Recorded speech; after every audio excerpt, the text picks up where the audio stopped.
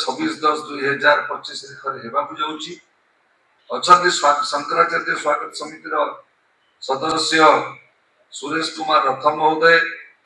मृत्युंजय सरंगी महोदय, फकीर प्रधान महोदय एवं आदित्य बाहिनी ओडिशा राज्य शाखार साधारण संपादक सत्यजित बेज महोदय आम गण अच्छा आपण मानू जे एकाठी कर गोवर्धन पीठर जे घोषित गणमाध्यम प्रतिनिधि आम भाषा प्रचार सचिव आदरणीय अरुण महांती संयोजन आज कार्यक्रम होउची जो दिन शंकराचार्य पदर गादीनासीन हेले पूर्वर पूज्य जगतगुरु परिकल्पना होची भारत हिंदू राष्ट्र हो एवं 4 पिलर्स से हिंदू राष्ट्र कॉन्स्टिट्यूशन भी संविधान कौन रही पूज्य जगतगुरु प्रणयन कर धर्म नियंत्रित शोषण विनिर्मुक्त पक्षपात विहीन सर्वहितप्रद सनातन संस्कृति अनुकूल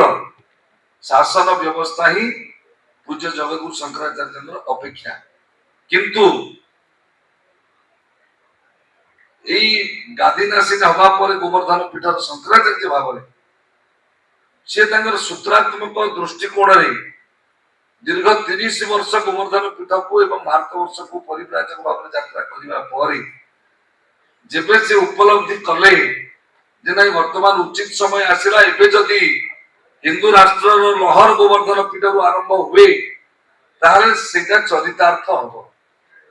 आम समस्ते जानीचे 1857 ने मंगल पांडे संकल्प कले जे भारत स्वाधीन हो स्वाधीन होगा 90 वर्ष लगे किंतु वर्तमान शंकराचार्य ये आदौ निराश रुहंती पूरा आशावादी अछंती तांकरी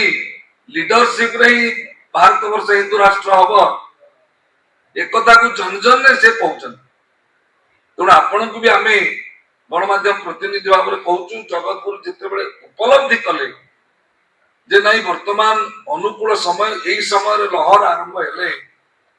से लहरटा कार्यकारी हम तेणु 3.5 वर्ष है लहर चली